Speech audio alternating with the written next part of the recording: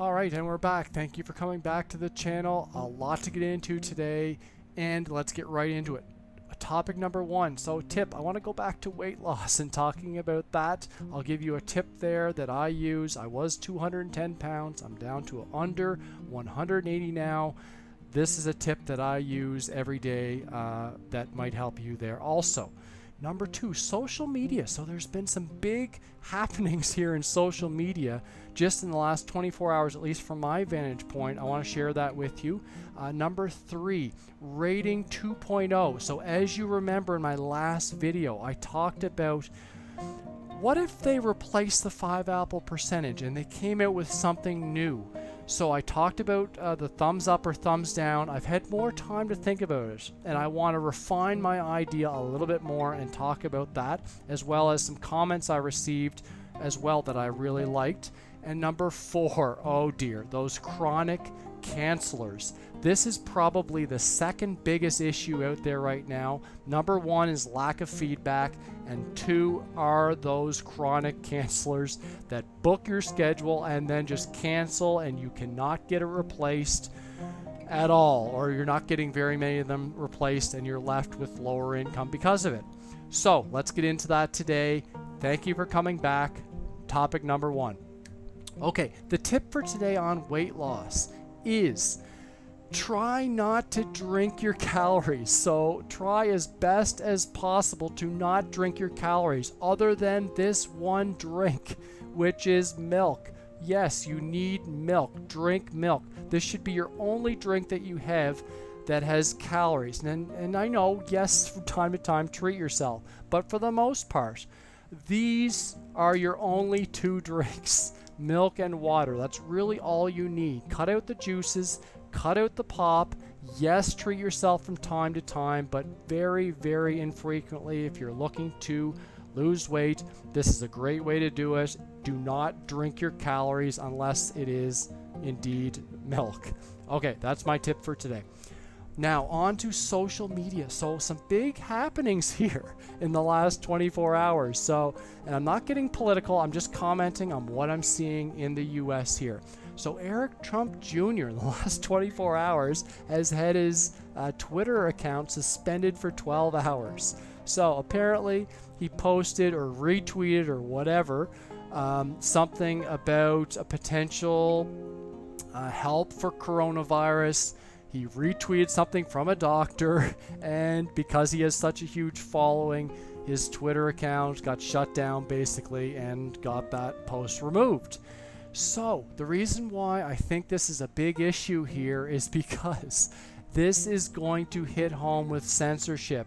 And I'm not commenting on whether it's right or wrong, staying out of it. I'm just looking at what I think is going to happen is that there's going to be increased scrutiny going forward on what social media companies can and cannot censor. That's what I think is coming soon to a theater near you. Very soon, I believe, with what just took place here. And again, I'm staying out of the controversy and whether it's right or wrong. I'm just telling you that's likely what's coming. We'll wait and see for that. Okay, number three. Let's get back to Vipkid here. Okay, rating 2.0. So as you know, I mentioned in the last video, I said, what if they do away with the 5-apple percentage? And right now, the 5-apple percentage, I have gone 59 classes in a row without any feedback whatsoever. 59 in a row. I finally got feedback today to snap that streak, finally. So I think I'm down at like 8 or 9%, my 5-apple percentage. So as I mentioned the other day about potentially replacing it, what could they replace the new system with? Well, I thought maybe a thumbs up or thumbs down system like Facebook or like YouTube could replace that. And I do still like that, but I'm going to refine it slightly. What if they just do away with the thumbs down and just you could only get a thumbs up? So basically the way a parent could leave you a thumbs down is by not leaving you feedback at all, because that would bring down your thumbs up percentage, like the 5-apple percentage. I also had a good comment from Susan Hibble, I think her name is. She mentioned about just having the tags play a bigger impact in what parents can search. And I really like that too. So she gave the example of, if you're getting a lot of patience tags, well, maybe the parents can search for a patient teacher, meaning that what percentage of your classes are getting that patient tag. I love that idea. Or maybe scaffolding. What percentage of your classes are getting that scaffolding tag? And that then allows parents to search by those tags. So for teachers maybe that they know their bow is a little bit wild and they want someone with a high patience tag. Well, then they could search that way. That's just another great way for parents to search. I love that idea. Again, I'm not smart enough to think of that idea. Susan was the one that came up with that.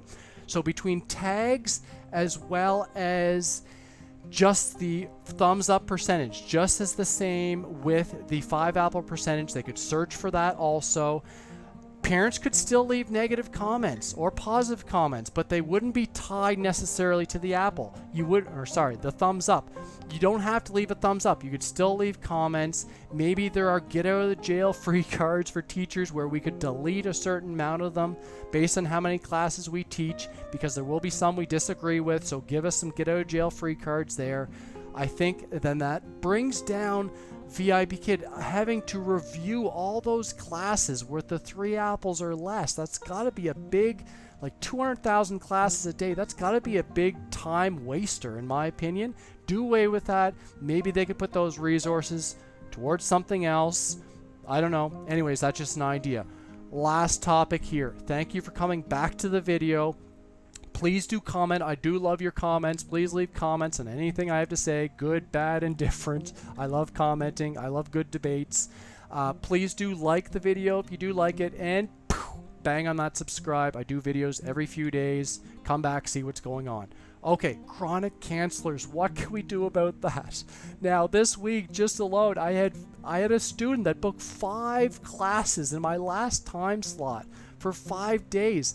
And then I don't even open up my schedule for the pre-booking frenzy, so we can't even blame this on the automated bookings. This person came in after my frenzy when it started, booked those classes, and then within hours canceled them all. So I have all those holes. Now, thankfully, some of them have gotten rebooked, but what can we do about those cancelers? Well, I think it's obvious. An answer that can be here to make it better is that parents get a certain amount of cancellations per classes they buy. Maybe that's 10%. So if they buy 10 classes, they're allowed to cancel 1.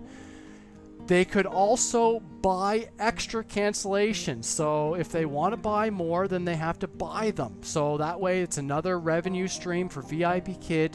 And for Vipkid, from their angle, the less amount of classes that Vipkid parents they're canceling, the more they're going to take. So that's even better for Vipkid. So I think that's a great solution.